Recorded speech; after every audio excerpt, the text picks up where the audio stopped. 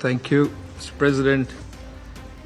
I am obliged to take the floor to respond to some comments. The representative of Israel perhaps did not listen attentively to all council members and other speakers in today's debate. And in our view, it is unacceptable, indeed ludicrous, for an aggressor, an occupier, a serial violator of UN Charter and international law, that is Israel, to abuse this chamber and disrespect the sanctity of this council. And this is not the first time. And by pointing fingers on others, baseless assertions primarily aimed at masking its own illegal actions and violations of international law. President, but that's not at all surprising. It is an occupier that does not listen to anyone, that does not pay heed to any advice, even from its friends, if there are any left, that refutes, and not just refutes, it threatens members of the international community, international media, international human rights and humanitarian organizations, doesn't listen to the ICJ or the ICC, and threatens the UN and its senior officials.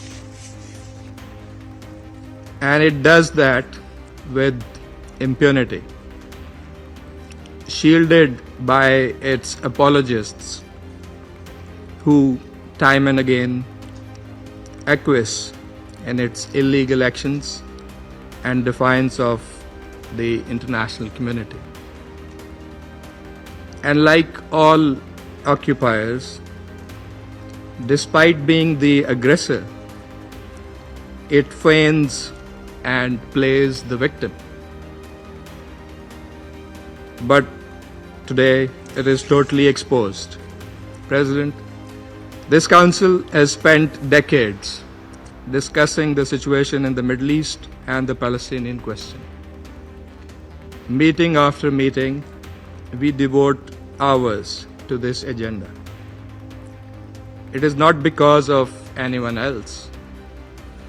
It is because of Israel that refuses to vacate its illegal occupation,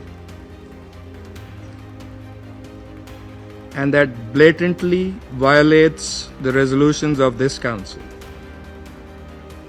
It's because of that we have these discussions. Israel also chose to refer to an unrelated incident and make misleading remarks regarding Pakistan